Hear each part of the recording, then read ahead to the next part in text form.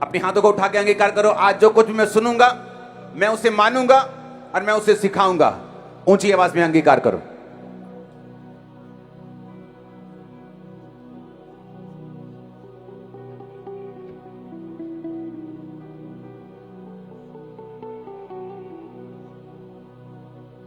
ऊंची आवाज से मांगो, क्योंकि जो कुछ आप सीखेंगे आप सिखाएंगे।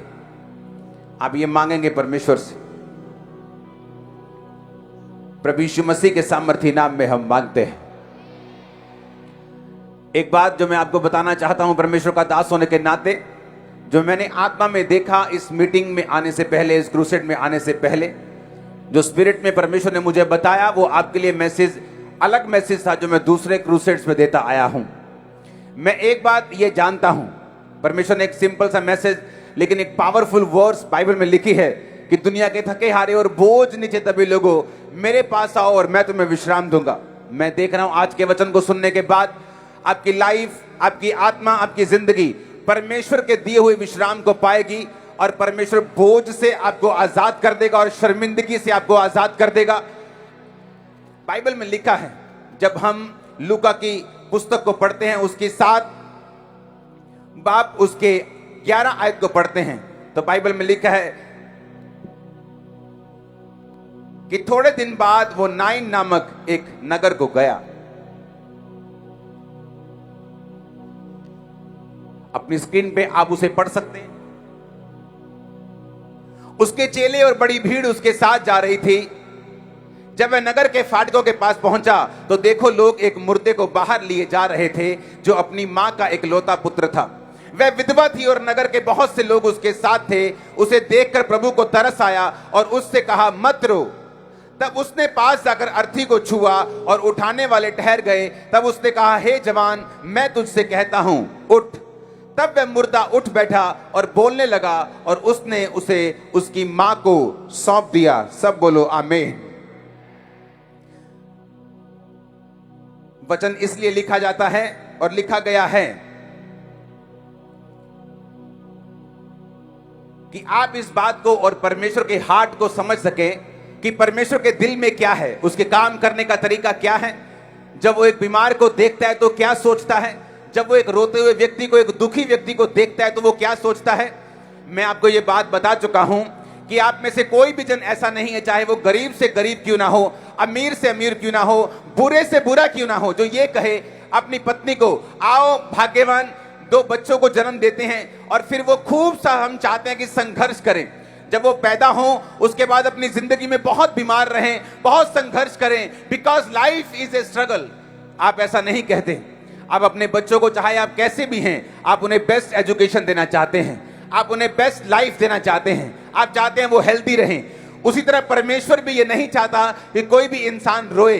परमेश्वर नहीं चाहता आप बीमार रहें। अगर वो चाहता तो बाइबल कहती है वो 39 कोड़े ना खाता जो उसने खाए। आज उन कोड़ों के कारण उन बीमारियों का इलाज होता है जिनका इलाज मेडिकल साइंस नहीं कर सकती।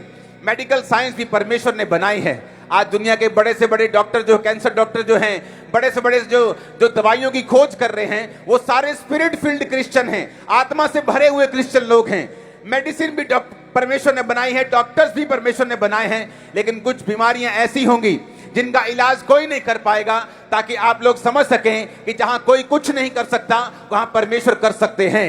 जहां कोई इंसान की ताकत काम नहीं कर सकती वहां सिर्फ परमेश्वर ही काम आता है, ताकि हम परमेश्वर की ओर मुड़े रहें, हम परमेश्वर की ओर देखते रहें और हमें अपनी जिंदगी में परमेश्वर की जरूरत महसूस हो। आप नहीं चाहते आपका बच्चा संघर्ष करे, आप नहीं चाहते आपका बेटा जो है वो स्ट्रगल करे, आप नहीं चाहते आपकी बेटी जो है बीमार रहे। उसी तरह परमेश्वर भी नहीं चाहता कि आप बीमार रहें, आप संघर्ष करें, आप दुखी रहें, आप शर्मिंदा रहें। वो भी ये नहीं चाहता। बाइबल कहती है तुम बुरे होकर अपने बच्चों को अच्छी वस्तुएं देना जानते हो, तो तुम्हारा स्वर्गीय पिता अपने मांगने वालों को अच्छी वस्तुएं क्यों नहीं देगा। लेकिन कहां कमी कहां है। अगर परमेश्वर नहीं चाहता, मैं भी नहीं चाहता, तो आप पूछेंगे मैं बीमार क्यों हूं, मैं गरीब क्यों हूं, फिर मैं मुश्किल में क्यों हूं, फिर मैं सेटिस्फाइड क्यों नहीं हूं। क्योंकि बाइबल कहती है परमेश्वर ने जब आदम को बनाया तो परमेश्वर ने कहा, आदम तेरे बनाने से पहले मैंने दुनिया की सारी चीजों को बना दिया। आदम एक वीवीआईपी था। आपके स्कूल के फंक्शंस में जब वीवीआईपी आते हैं कोई एमएलए साहब, कोई एमपी साहब आते हैं तो सारा प्रोग्राम जब हो जाता है तो एंड में आते हैं, 15 मिनट बोलते हैं और उसके बाद उनको जाना होता है, उन्हें काम बहुत होता है। उसी तरह से जब आदम को परमेश्वर ने बनाया तो चंद्रमा, सूर्य, तारे, जमीन, पशु पक्षी, जंतु, पानी, नदियां, पहाड़ सब बन चुके थे। और परमेश्वर ने सब कुछ बना के आदम को बोला, आदम बेटा ये सारा कुछ तेरे लिए बनाया गया है, इसे अपने वश में कर ले। और बाइबल कहती है रोज आदम के साथ परमेश्वर बात करने के लिए आते थे। रोज शाम के समय बाइबल कहती है वाटिका में आदम के साथ सहभागिता रखने के लिए आते थे। और यही मकसद के लिए आदम और हवा यानी आप बनाए गए थे कि आपका पहला मकसद परमेश्वर के साथ रोज बात करना हो, परमेश्वर के साथ सहभागिता रखना हो, परमेश्वर के साथ अपने संबंधों को कायम करना हो। लेकिन बाइबल कहती है इंसान पाप करके परमेश्वर से विमुख हो गया, परमेश्वर के साथ अपने नाते को तोड़ दिया। और फिर बाइबल कहती है सब तरह की बीमारियों ने जन्म लिया। पहले ये धरती ऊंट कटारे भी नहीं उगाती थी, कांटे भी नहीं उगाती थी, लेकिन बाइबल कहती है उसके बाद जब धरती भी श्रापित हुई, इंसान श्रापित हुआ, सांप श्रापित हुआ, शैतान श्रापित हुआ, औरत श्रापित हुई, तो सब कुछ गड़बड़ हो गई। और इसलिए बाइबल कहती है प्रभु यीशु मसीह उसी कनेक्शन को जो आदम और हवा का प्रभु से टूट गया था, उस कनेक्शन को फिर से स्थापित करने के लिए कि आप लोग परमेश्वर को फिर से मुड़कर वैसा ही जीवन जी सकें जैसा परमेश्वर ने आदम के लिए बनाया था, वैसा ही जीवन आपकी फैमिली जी सके जैसा सचमुच आपके लिए परफेक्ट लाइफ परमेश्वर ने बनाई थी। इसलिए बाइबल कहती है जो कोई परमेश्वर यीशु मसीह पर यकीन करेगा वो अनंत जीवन को पाएगा, उद्धार को पाएगा और मुक्ति को पाएगा। वो उद्धार सिर्फ आत्मा का उद्धार नहीं है, परमेश्वर आपकी आत्मा को बचाना चाहता है, कोई शक नहीं, वो आपको अनंत जीवन देना चाहता है। लेकिन बाइबल कहती है उद्धार का मतलब सिर्फ आत्मिक मुक्ति नहीं है, उद्धार का मतलब आपकी शारीरिक मुक्ति भी है, बीमारियों से मुक्ति भी है, कर्जे से मुक्ति भी है, कैंसर से मुक्ति भी है, डिप्रेशन से मुक्ति भी है। सब तरह की मुक्ति उस उद्धार में आती है। जब परमेश्वर अपने बच्चों को चाहता है कि वो टेस्ट करें, वो देखें प्रभु यीशु मसीह में आके कि कौन सी व्यवस्था, कौन सा इंतजाम उनके लिए किया गया है। ऊंची आवाज में हालेलुया बोलो जरा। और बाइबल कहती है नाइन नामक नगर से एक विधवा अपने एक लौते पुत्र को लेके, उसकी लाश को लेके निकलती है। यूनानी भाषा में बाइबल लिखी गई और यूनानी भाषा में नाइन का मतलब एक नाह नामक शब्द से 4999 शब्द ये निकला इस शब्द से, जिसका मतलब है एक प्लेजेंट प्लेस, एक ऐसा प्लेस जो बहुत ही खुशनुमा हो, जो बड़ा ही शानदार हो। उस शानदार प्लेस से एक स्मेल वाला मुर्दा बाहर निकल रहा था। जब आप प्रभु यीशु मसीह के पास आते हैं वो किसी भी नॉनसेंस को बर्दाश्त नहीं करता। आप यंग हैं, आपकी फैमिली को सपोर्ट करने की बजाय आप नशे कर रहे हैं, ये एक नॉनसेंस है।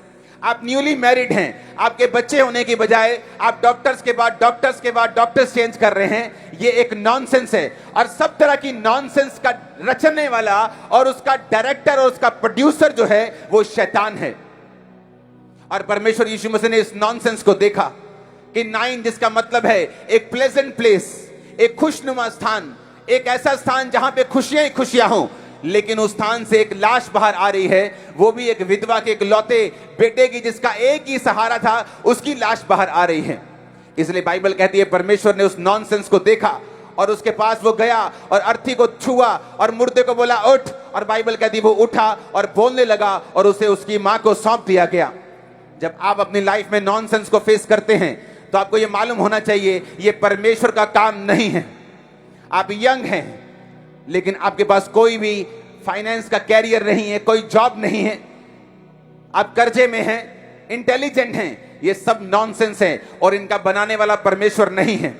अगर आप अपने बनाए हुए और जन्मे हुए बच्चों को नहीं चाहते कि वो संघर्ष करें, तो परमेश्वर ने भी आपको संघर्ष करने के लिए पैदा नहीं किया, उसने भी आपको धक्के खाने के लिए पैदा नहीं किया। लेकिन बात यह है जब आप गाड़ी खरीदते हैं तो उस गाड़ी का पहला मकसद होता है आपको सही जगह पे लेके जाना और उस मकसद को पूरा करना।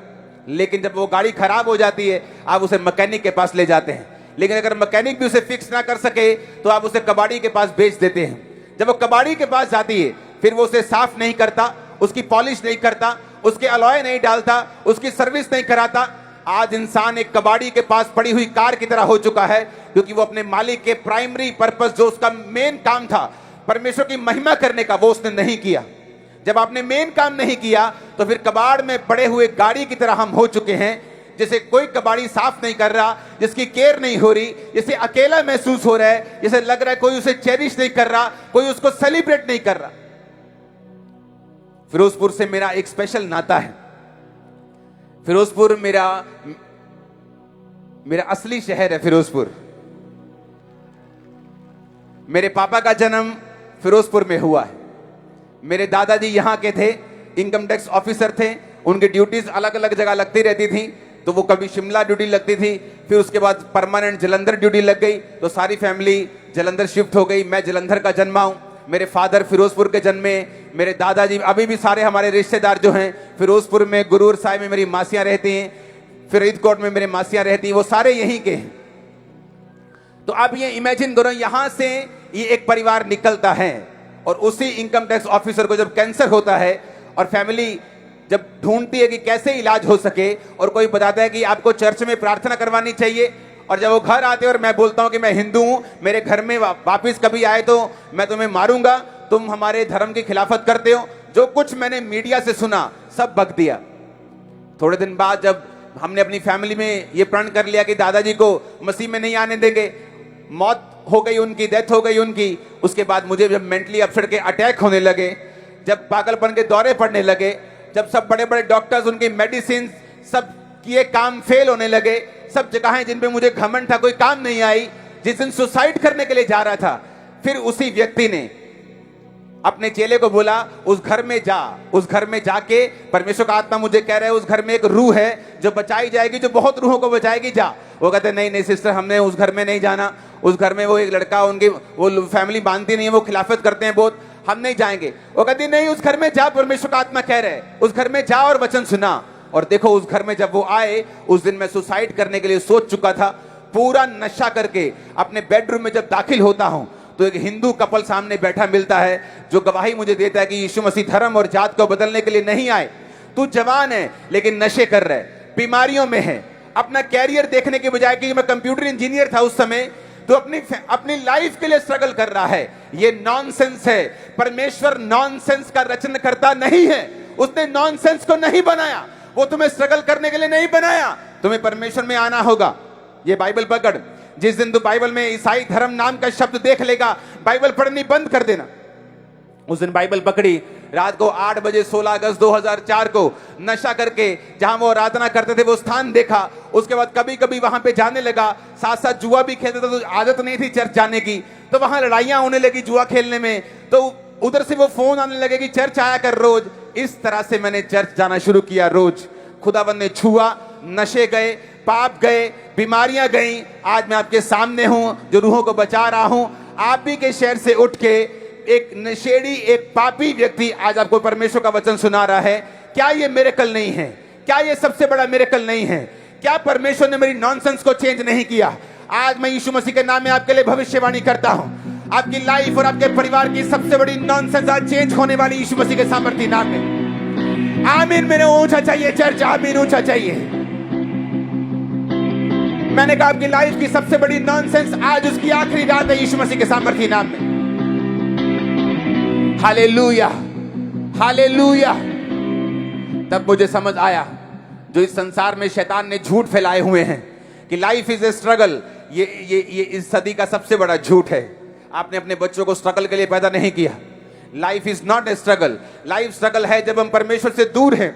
उस औरत के लिए लाइफ स्ट्रगल थी, उसका पति भी मर चुका था, उसका बेटा भी मर चुका था, घर में अब कोई भी नहीं रह चुका था, खुद बूढ़ी थी। Life is a struggle for her. लेकिन बाइबल कहती है जब परमेश्वर सीन में एंट्री करता है, जब असली वाला हीरो, जब असली वाला सुपर हीरो, जब जीसस क्राइस्ट आपकी लाइफ के सीन में एंट्री करता है, फिर लाइफ स्ट्रगल नहीं रहती, फिर लाइफ फ्रूटफुल होती है।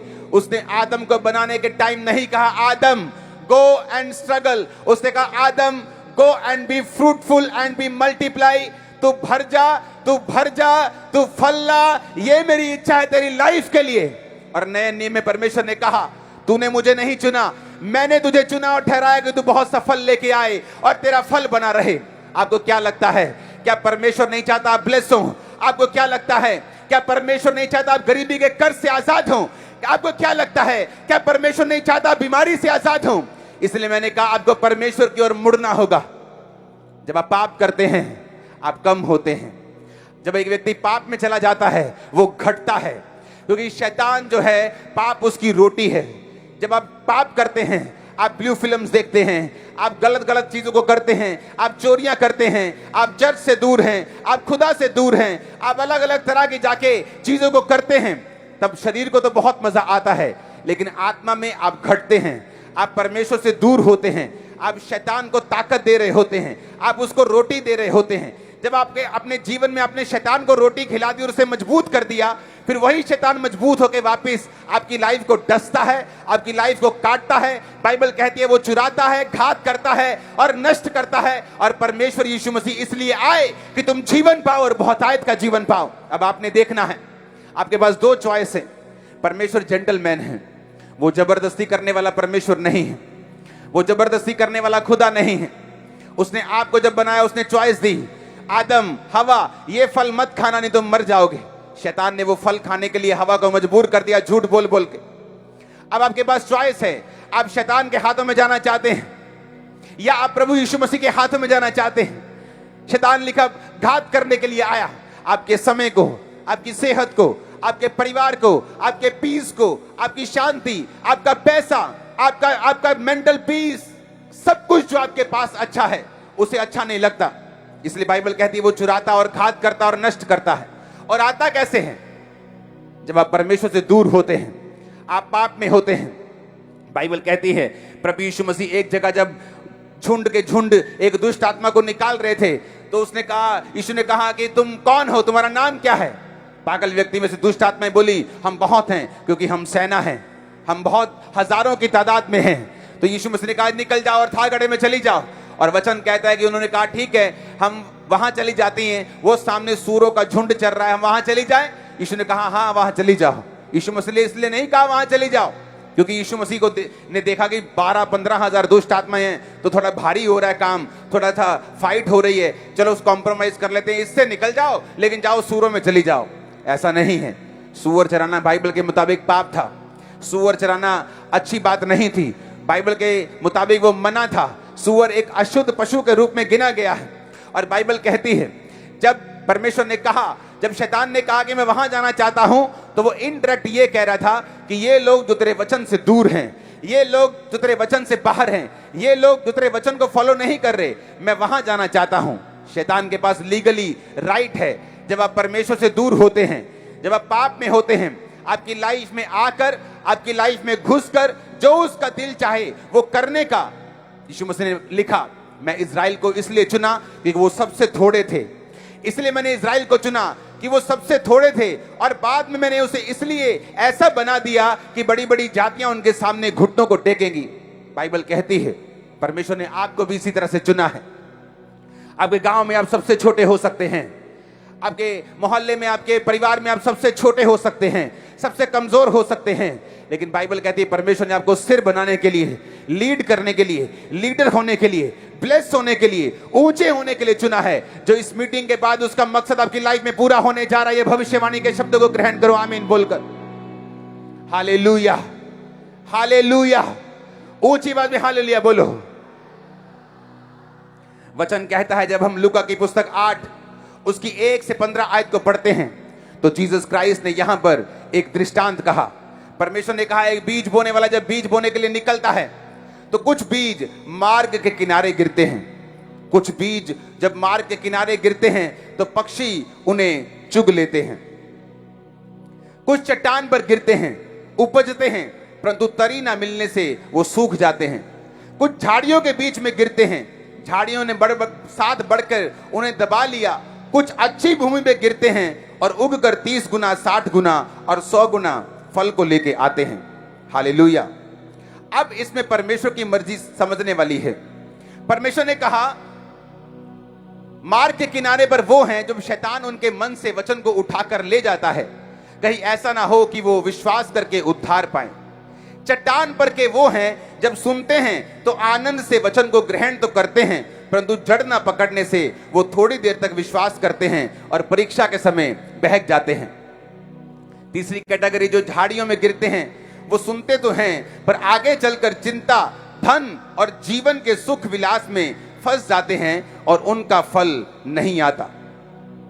परमेश्वर ने कहा कि वो आगे जब बढ़ते हैं तो सुख विलास में फंसते हैं, चिंता में फंसते हैं, तो उनका वचन जो है वो फल नहीं लेके आता। जीसस के वर्ड्स आपको सिंपल लग सकते हैं, लेकिन एक्चुअल में वो सिंपल नहीं है। उसने कहा जो झाड़ियों में गिरते हैं, जो वचन झाड़ियों में गिरा वो फला, बढ़ा, पर आगे चलकर चिंता, धन और जीवन के सुख विलास में वो फंस गया और उनका फल नहीं पकता। अगर आप उसे इंग्लिश में पढ़ेंगे तो लिखा, and that fruit bring no perfection. परमेश्वर ने एक काम के लिए आपको चुना है, एक इस बात को ध्यान रखना। एक योजना के तहत आप चुने गए हैं। गिदोन की लाइफ में परमेश्वर की योजना थी कि वो पलिश्तियों को हराए और इजरायलियों को उनके वश से छुड़ा दे। बाइबल कहती है पलिश्ती लोग जब आते थे उन पर हमला करने के लिए, तो उनके जो सीड, जो बीज होते थे, उनको भी उठा के लेके जाते थे, ताकि इजरायली कभी भी अपनी फसल ना कर सकें और हमेशा खाने की थोड़ इनमें बनी रहे। और बाइबल कहती है गिदोन जब दूत उससे मिला तो वो गेहूं को दाखरस के एक सूखे हुए कुंड में गेहूं को जमा कर रहा था, एक बीज को जमा कर रहा था, ताकि उस बीज को बाद में वो इस्तेमाल कर सके। और शैतान इसीलिए आता था कि उनके बीजों के ऊपर हमला कर सके। आप अपनी लाइफ में नोटिस करते हैं कौन है आपकी फैमिली में, आपका यूथ, आपके छोटे बच्चे, आपकी यंग जनरेशन, वो एक बीज है आपकी फैमिली का। लेकिन आज अगर आप देखेंगे पंजाब की हालत को, तो कहां पर अटैक हो रहे हैं? उसी बीज के ऊपर, उसी यूथ के ऊपर, क्योंकि शैतान हमेशा चुराने, घात करने और नष्ट करने के लिए आता है। यह हमें समझना पड़ेगा और ध्यान से इस पर मन लगाना पड़ेगा। और परमेश्वर ने क्या कहा? परमेश्वर ने कहा मैंने तुम्हें एक खास योजना के लिए चुना है। मैं चाहता हूं कि तुम परफेक्शन तक जाओ। जो काम मैंने तुम्हारे लिए रखा है, जो योजना रखी है, उसे तुम पूरा आगे तक लेके जाओ। लेकिन उस योजना को पूरा आगे तक कौन लेके जाएगा? बाइबल कहती है जब दाऊद के घर में शमूएल नबी मसा करने के लिए गया उसके एक जन को, तो बाइबल कहती है सबसे पहले बड़ा भाई आया। बड़ा भाई आया तो परमेश्वर ने कहा मैंने इसे मसा नहीं किया। दूसरा आया, तीसरा आया, सब रिजेक्ट होते गए। कोई भी रिजेक्ट नहीं होता जब तक परमेश्वर उन्हें परख न ले। इसका मतलब परमेश्वर ने उन्हें परखा था, परख के देख लिया था, चेक कर लिया था और रिजेक्ट कर दिया था। इसी तरह ये वचन पूरा होता है कि ये वो लोग थे जो लोग वचन में आए तो सही, क्रिश्चियन तो थे, यहूदी तो थे, लेकिन जब झाड़ियों में लिखा वचन गिरता है तो चिंता, धन का धोखा, शरीर की डिजायर्स उसे दबा देती हैं और वो फल नहीं ले आता, जो दाऊद के भाइयों के साथ हुआ। और बाइबल कहती है दाऊद जिस औरत से, जिस जनरेशन से जन्मा था, जिस रूत की वो उसकी ग्रैंड दादी थी, उसकी ग्रैंड ग्रैंड दादी थी रूत, वो कहां से आई थी? बाइबल कहती है वो वहीं से आई थी। वो एक मसीह घराने में एक अन्य जाति औरत की शादी होती है। वो मसीह घराना परमेश्वर में अच्छा नहीं चलता और वो सब बंदे मर जाते हैं, औरतें रह जाती हैं। तो नियोमी अपनी दोनों बहुओं को बोलती है जाओ, चली जाओ, अब मेरे पास कुछ नहीं बचा हुआ, तुम जाओ और अपना अपना शादी करो, मेरे पास कोई नए बेटे नहीं है तो तुम्हारी नई मैं शादी कर दूं। बाइबल कहती है एक औरत उसके साथ जाने का फैसला कर लेती है और एक उसकी बहू वापिस जाने का फैसला कर लेती है। ये वही औरत है जो वापिस चली जाती है, जिसका वचन झाड़ियों में गिरा।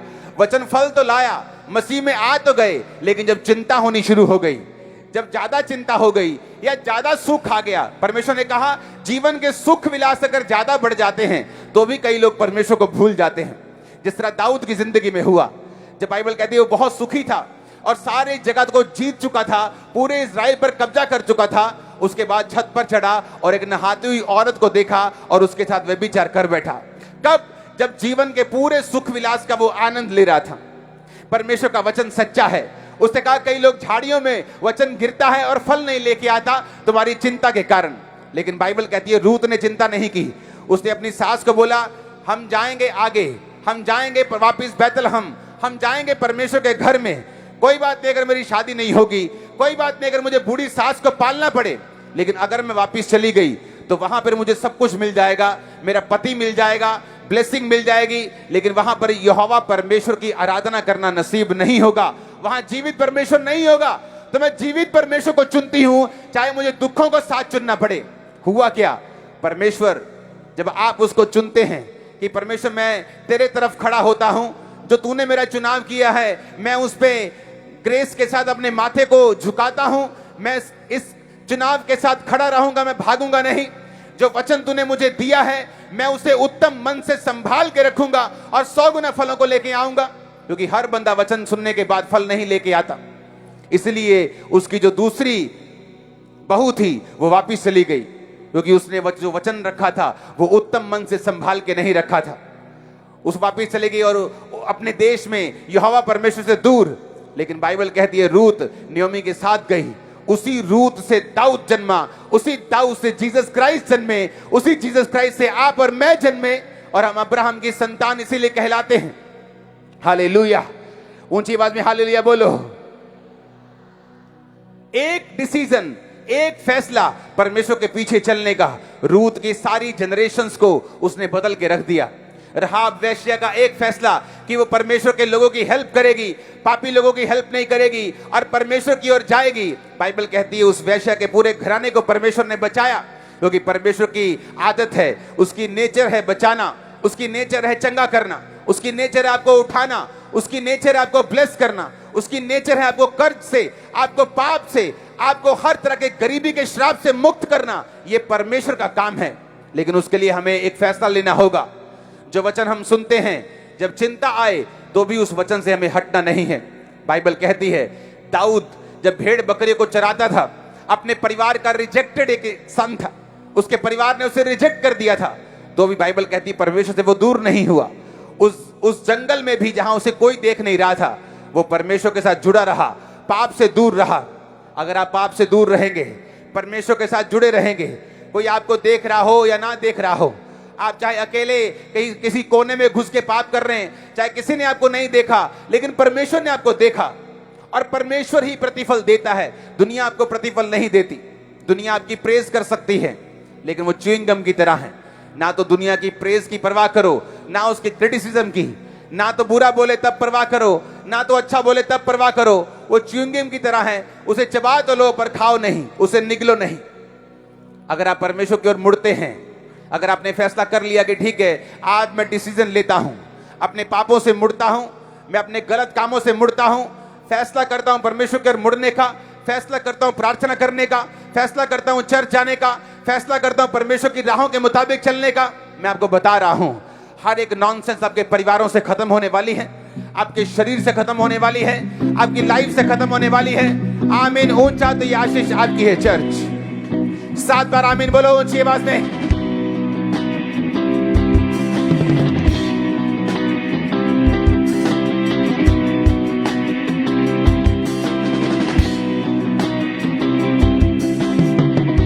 Hallelujah, hallelujah. अगर आप चाहते हैं कि परमेश्वर ने जो वचन में कहा है कि झाड़ियों में जब वो फल, वो वचन, वो बीज जब गिरता है, इंग्लिश की आयत में अच्छा लिखा है लास्ट आयत में, and bring no fruit to perfection, कि फल तो है वहां पे लगा हुआ है, ऐसा नहीं कि फल नहीं है, फल है, लेकिन परफेक्ट होते होते कई पेड़ों में आप देखते हैं कि फल तो लगा हुआ है, लेकिन जब पकने का समय आता है वो गिर जाता है, वो कच्चा रह जाता है, बेस्वादा रह जाता है। जीसस ने कहा लाइफ अगर बेस्वादी है तो तुम ये बात समझ लो कि तुम्हारा वचन जो तुमने सुना था, मेरा वचन जो तुम्हारे अंदर गया था, तुमने उसको संभाल के नहीं रखा। या तो चिंता के कारण तुमने उस वचन को त्याग दिया है, या पैसे के कारण त्याग दिया है, या जीवन के सुख विलास इसके कारण तुमने वचन को त्याग दिया है, और इसीलिए तुम्हारा फ्रूट जो है वो परफेक्ट होने तक पका नहीं और पहले ही गिर गया। अगर तुम चाहते हो तुम्हारा फ्रूट पके, यानी वो योजना जो मैंने तुम्हारे लाइफ के लिए रखी है वो पूरी हो, क्योंकि दाऊद के बड़े भाई के लिए परमेश्वर की योजना थी कि जिस सेना में तू एक कर्मचारी है उस सेना का मैं तुझे राजा बनाऊंगा। ये परमेश्वर की परफेक्ट योजना थी, लेकिन बाइबल कहती है वो परमेश्वर की योजना पे टिका नहीं रहा और पाप में गिरा, और परमेश्वर उस फ्रूट को पका नहीं सका, उसकी लाइफ में योजनाओं को पूरा नहीं कर सका। फिर से उस आयत को पढ़ेंगे, उसमें लिखा, इंग्लिश में पढ़ेंगे उसको, उसमें लिखा and last goal and bring no fruit to perfection, और उनका फल नहीं पकता। जो झाड़ियों में गिरा वो सुनते हैं, आगे चलकर चिंता, धन और जीवन के सुख विलास में फंस जाते हैं, कि चिंता में फंस जाते हैं। हाय मेरा हस्बैंड, ओ मेरा हस्बैंड नहीं है, ओ बूढ़ी सास है, मैं क्या करूंगी, कैसे खाऊंगी, अपनी लाइफ को कैसे चलाऊंगी, शरीर की इच्छाओं को कैसे मारूंगी, ये कैसे करूंगी, वो कैसे करूंगी, और चिंता हो गई। और बाइबल कहती वापिस चली गई अपने देश में, परमेश्वर को छोड़ दिया कि कोई बात नहीं, परमेश्वर को दिल में मान लेंगे, लेकिन अभी पति जरूरी है, पैसा जरूरी है, आशीष जरूरी है। और ये जीसस ने कहा इसलिए तुम्हारी लाइफ में जो फ्रूट है वो परफेक्ट नहीं हुआ। धन, जीवन के सुख विलास, धन की चिंता कि संडे कैसे छोड़ दे काम, चर्च में कैसे चले जाएं, सबसे ज्यादा सवारियां ही मुझे संडे मिलती हैं, सबसे ज्यादा काम मुझे संडे मिलता है, संडे काम नहीं करूंगा तो क्या होगा। अमेरिका में बहुत बड़ा एक बिजनेसमैन, एक चिक-फिल-ए उसकी रेस्टोरेंट चेन है, बहुत बड़ी चेन है। जब उसकी कर्मचारियों के साथ अपने बड़े बड़े कर्मचारी जो जिनकी तनख्वाह एक महीने की 2-2 ढाई करोड़ रुपया होती है, एक महीने की तनख्वाह, उनके साथ जब वो बैठते हैं, सेल डिस्कस करते हैं कि सारे कैसे सेल करेंगे, क्या करेंगे, तो उसने कहा मैं संडे अपनी जो चेन है उसे बंद रखना चाहूंगा। सारे बोले no no no no no, आप चर्च जाइए, आप क्रिश्चियन हैं, लेकिन संडे तो 30-40% सेल हो जाती है पूरे हफ्ते की, सिर्फ संडे अमेरिका में, तो आप संडे अमेरिका में फास्ट फूड चेन को बंद नहीं कर सकते।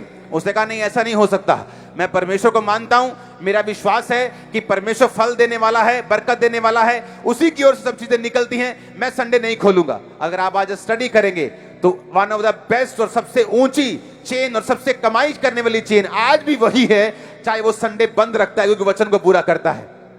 Hallelujah, hallelujah. आप क्या समझते हैं, आप परमेश्वर के लिए कुछ छोड़ देंगे तो क्या वो आपको वो देगा नहीं? आप उसके लिए कुछ त्याग देंगे, क्या वो 100 गुना करके आपको वापस नहीं करेगा? उसने कहा जो झाड़ियों में गिरा फिर से पड़ेंगे, जो सुनते हैं तो हैं वचन को, पर आगे चलकर कि सुन तो लिया है वचन को, हाँ हाँ आमीन आमीन भी बोल दिया है, पर आगे चल के जब चिंता आती है, जब अपने इलाके का सरपंच बोलता है कि अगर तुम मसीह बने तो तेरी ऐसी की तैसी तरह खाना पानी बंद कर देंगे, तेरा सब कुछ बंद कर देंगे, तेरा आना जाना, तेरा मरना जीना सब बंद कर देंगे, चलो छड्डो सरपंच जी, मैं उद्दी गया सी। जीसस ने कहा तुम मेरे लिए नहीं हो, तुम लोगों के सामने मेरा इनकार कर दोगे, मुझे भी शर्म आएगी जब स्वर्गदूतों के सामने तुम कहोगे प्रभु मैं तेरा बचा। प्रभु बोलेगा मुझे शर्म आ रही, मैं तुझे जानता नहीं हूं, तू कौन है। अगर तू डट के मेरा इकरार करेगा लोगों के बीच में, मैं भी डट के तेरा इकरार करूंगा, तुझे ऊंचा भी करूंगा, ब्लेस भी करूंगा, और स्वर्गदूतों के सामने तेरा इकरार भी करूंगा। हालेलुया। फिर से पढ़ेंगे उस आयत को। उसने कहा आगे चलकर चिंता हो रही है, लोग क्या कहेंगे, चिंता हो रही है, दोस्त क्या कहेंगे, चिंता हो रही है, बाप प्रॉपर्टी में से हिस्सा नहीं देगा अगर क्रिश्चियन बन गए तो चिंता हो रही, मेरा दोस्त वापिस चला गया चिंता के कारण। कहता अगर बाप ने बोला, फैमिली ने बोला अगर तू वापिस नहीं आया मसीह को छोड़ के तो कोई प्रॉपर्टी का हिस्सा नहीं देंगे, जो कुछ नहीं देंगे, तेरी शादी भी नहीं कराएंगे, तो अगर वापिस नहीं आया तो वापिस चला गया। जवानी में मां मर गई, जवानी में बाप मर गया, आज दोनों मर गए। और मेरा वो समय था जब मैं मसीह में फाइट कर रहा था, दुष्ट आत्माओं से फाइट कर रहा था, विश्वास से, फैमिली से, लोगों से, दुष्ट आत्मा से, शैतान से, सब जगह मेरी लड़ाई चल रही थी। ऐसा लग रहा था कि यार वो ज्यादा अच्छा नहीं रह गया, बड़ा रिलैक्स है आज, परमेश्वर को छोड़ के कोई फाइट खत्म हो गई, लड़ाई खत्म हो गई, अब दुकान मिल जाएगी, शादी हो जाएगी, घर सेट हो जाएगा, और क्या चाहिए। लेकिन बाइबल कहती है जब शैतान तुम्हारे हाथ में कोई एक चीज देता है, कुछ मीठा देता है, तुम्हारी पूरी जिंदगी को छीन लेता है। जो लोग आपका विरोध करते हैं एक्चुअल में उन्हीं लोगों को परमेश्वर आपके द्वारा ब्लेस करता है अगर आप प्रभु में खड़े रहे तो। और जब आप प्रभु में खड़े नहीं रहते, उन्हीं लोगों का शैतान नुकसान करता है जिसको वो यूज करता है। आज मेरी फैमिली मसीह में है, जो विरोधी थी वो बपतिस्मा ले चुके हैं, मसीह में आ चुके हैं, सेवा कर रहे हैं। रीजन क्योंकि मैं हटा नहीं, उनके हटाने से, उनके विरोध करने से, उनके लड़े जाने से घंटों सालों अपने घर में मेरी किसी फैमिली मेंबर से बात नहीं होती थी। इसलिए बाइबल कहती जो झाड़ियों में गिरा वो हैं जो आगे चल के चिंता में फंस जाते हैं। जीसस ने कहा चिंता मत करो, मैं शांति का राजकुमार हूं, तुम चिंता करके अपनी घड़ी में कुछ भी बढ़ा नहीं सकते, घटा नहीं सकते, अपने बाल को उजला काला नहीं कर सकते। क्यों चिंता करते हो? अन्य जाति भी इसी वस्तुओं की चिंता में रहती, क्या खाएंगे पिएंगे। तुम्हारा स्वर्गीय पिता जानते तुम्हें किन चीजों की आवश्यकता है। उसके धर्म और राज्य की खोज करो, उसके वचन के अनुसार चलो, खड़े हो जाओ, अड़ जाओ उसके वचन के ऊपर। वो तुम्हें बनाएगा, स्ट्रांग करेगा और खड़ा कर देगा आसमान के ऊपर। आमीन ऊंचे वाला चाहिए। उसने कहा आगे चल के चिंता होती है जब धन पैसे का प्रेम सब प्रकार की बुराइयों की जड़ है। जब पैसे का लालच बढ़ता है, चोरी, पैसे का लालच, उसने कहा उस झाड़ियों में वचन जो गिरता है वो उसके समान है कि वो वचन वो फलने नहीं देता। वो पैसे की चिंता, वो पैसा, जीवन का सुख विलास कि परमेश्वर में आ गए, अब हील हो गए, चंगे हो गए, ब्लेस हो गए, पैसा भी आ गया, अब प्रार्थना जीरो हो गई। तो परमेश्वर बोलता है कि मुझे ये समझ नहीं आ रही कि मैं इसको जब गरीब रखता था तो प्रेयर करता था, अब अमीर कर दिया तो प्रेयर नहीं कर रहा। अब मुझे ये समझ नहीं आ रही कि मैं इसको फिर गरीब कर दूं कि अमीर ही रखूं ताकि ये प्रेयर तो करे। जीवन का सुख विलास भी आपके वचन को खत्म कर सकता है। जीवन के सुख भी आपके उस झाड़ियों के वचन को खत्म कर सकते। इसका मतलब यह नहीं कि प्रभु आपको सुख नहीं देगा, इसका मतलब यह है कि जीवन के सुख विलास में यह याद रखना है कि वचन को उत्तम मन से संभाल के रखना है, ऑनेस्ट रहना है और फल लेके आना है। आमीन। लास्ट आयत में लिखा, 15 आयत को पढ़ेंगे, उसमें लिखा पर अच्छी भूमि में के वे हैं जो वचन सुनकर भले और उत्तम मन से संभाले रहते हैं और धीरज से फल लाते हैं। फिर से पढ़ेंगे उस आयत को, और लास्ट में इंग्लिश में लिखा and bring for fruit with patience. जब आप पेशेंस के यूनानी भाषा के शब्द को पढ़ते हैं, ग्रीक भाषा का 5281वां शब्द, तो पेशेंस का मतलब है पेशेंट कॉन्टिन्यूएंस, इंड्यूरिंग। उस वचन को आपके स्क्रीन पे अगर है तो उसे पढ़ेंगे। यूनानी भाषा का 5281वां शब्द, 5281वां शब्द, जिसका मतलब है हुपोमोने, जिसका मतलब है धीरज के साथ फल लाना, जिसका मतलब है परमेश्वर ने कहा कि तुम धीरज के साथ फल लेके आओ। कौन सा फल? दाऊद की जिंदगी में फल लाना था, उस राजा की कुर्सी पे जाना। पर कहता अगर तुम्हें फल चाहिए तो धीरज के साथ तुम्हें फल लाना पड़ेगा, धीरज रखना पड़ेगा उस फल को लाने के लिए। कि जब तुमने वचन को सुन लिया तो ये कोई जादू टोना नहीं है कि आज रात ही सब कुछ ठीक हो जाएगा। तुम्हें उस वचन को पालना पड़ेगा, उस वचन को अंदर रखना पड़ेगा, उसको पानी देना पड़ेगा, पवित्रताई के साथ, वफादारी के साथ, ऑनेस्ट मन से परमेश्वर के पीछे तुम्हें चलना पड़ेगा। विरोध के बावजूद भी प्रेयर करनी पड़ेगी। तुम्हारा दिल नहीं कर रहा फिर भी तुम्हें संडे चर्च में होना जरूरी होगा। तुम पेशेंस के साथ उस फल को लेके आओगे जो फल मैंने तुम्हारे लिए चुना हुआ है। तुम्हें धीरज रखना होगा, और धीरज का मतलब है कॉन्टिन्यूएंस पेशेंस। कि एक व्यक्ति आपको थप्पड़ पड़ा, आपने पेशेंस रखा, लेकिन क्या बार बार थप्पड़ पड़ा तो पेशेंस रखा? वो पेशेंस की परमेश्वर बात कर रहा है कि एक बार तो प्रेयर कर ली, एक बार तो फाइट करके चर्च में चले गए, परमेश्वर को मान लिया, क्या वो चीज हमने बार बार की? एक बार तो पाप से बच गए, मना कर दिया, लेकिन क्या बार बार किया? कंटिन्यू किया, धीरज से फल लाए, उस वचन को संभाल के रखा उत्तम मन में कि नहीं। ऐसा फल लेके आए यूसुफ, उसके दिल में वचन था, संभाल के रखा। उसके भाई बुराइयां करते थे, वो नहीं करता था। जब बिक गया, गड्ढे में गिर गया, उसके बाद बिक गया तो भी वचन में संभाले रहा। जब पोतीबर की पत्नी ने गलत काम करने के लिए बोला, फिर भी वचन को अपने दिल में संभाल के रखा। उसके कारण जेल हो गई, उल्टा पाप ना करने के कारण जेल हो गई। लोगों को पाप करने के कारण होती थी, उसको पवित्रता के कारण जेल हो गई, फिर भी पेशेंस रखा और मन में वचन को संभाल के रखा। वहां भी गिरा नहीं, परमेश्वर के साथ वफादार रहा। और बाइबल कहती है जब तुम धीरज रखोगे, जब तुम अपना आपा नहीं खोओगे, जब तुम परमेश्वर की टाइमिंग के ऊपर भरोसा रखोगे, तो एक समय आएगा जब परमेश्वर यूसुफ की तरह तुम्हें पेशेंस रखते हुए तुम्हें हाईएस्ट फ्रूट जो तुम्हारे लिए योजना रखी है वहां तक लेके जाएगा। आज मेरी प्रेयर है आप लोगों के लिए, आज जब यहां से आप वापिस जाएंगे, आप बहुत से फलों को लेके आएंगे। आपका परिवार फलों को लेके आएगा, आपके फाइनेंस फलों को लेके आएंगे, आपके लोग फलों को लेके आएंगे, आप फलों को लेके आएंगे। आमीन। जितना ऊंचा और लंबा ये ब्लेसिंग आपकी होगी, मैंने कहा फलों को लेके आएंगे प्रभु यीशु मसीह के सामर्थी नाम में। आमीन आमीन। आप तैयार हैं परमेश्वर के पीछे चलने के लिए, उसका पीछा करने के लिए, उसके अनुसार चलने के लिए? आपका फायदा होगा, नुकसान नहीं होगा। उसने कहा वचन को संभालना।